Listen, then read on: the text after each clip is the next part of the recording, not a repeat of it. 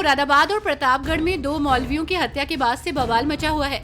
ऐसे में अब इसे लेकर AIMIM के अध्यक्ष असदुद्दीन ओवैसी ने इन हत्याओं पर सवाल उठाए हैं। साथ ही उन्होंने कहा कि लोकसभा चुनाव के बाद देश भर में अल्पसंख्यकों को निशाना बनाया जा रहा है।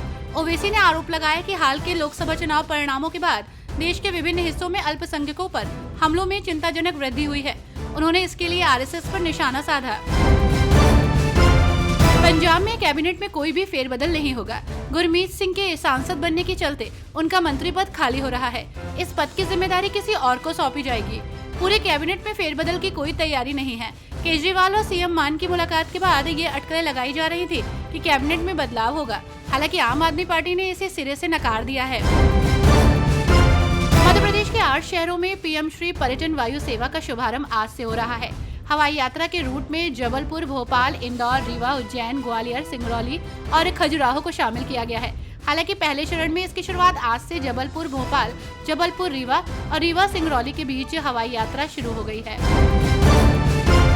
केंद्र सरकार ने अजित डोभाल को फिर से राष्ट्रीय सुरक्षा सलाहकार नियुक्त किया है, तो वहीं कैबिनेट की नियुक्ति समिति ने डॉक्टर PK मिश्रा को प्रधानमंत्री के प्रधान सचिव के रूप में नियुक्त किया है। PK मिश्रा की नियुक्ति प्रधानमंत्री के कार्यकाल के साथ या फिर अगले आदेश तक रहेगी। समाचार एजेंसी के मुताबिक उनको वरीयता तालिका में कैबिनेट मंत्री का दर्जा दिया जाएगा।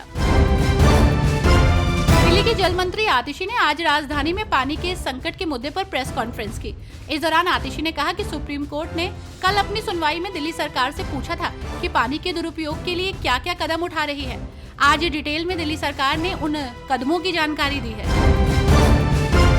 केंद्र सरकार के विकसित भारत मिशन अंतर्गत विकसित राजस्थान 2047 अभियान के तहत जनजातीय उपयोजना क्षेत्र का विजन दस्तावेज तैयार करने को लेकर बैठक हुई। इसी में विकसित राजस्थान अभियान के तहत प्रदेश में 14 सेक्टर तय किए गए। इसमें सामाजिक संरक्षण के तहत जनजाति कल्याण को शामिल किया गया। जनप्रतिनिधियों और हितधारकों के सुझावों के आधार पर 30 जून तक विजन दस्तावेज तैयार कर राज्य में भेजे जाएंगे, जहां से केंद्र सरकार को भेजेंगे। गुजरात की बनासकांठा सीट से लोकसभा चुनाव जीतने वाली कांग्रेस नेता गेनीबेन ठाकुर ने अपनी विधायकी से इस्तीफा दे दिया है।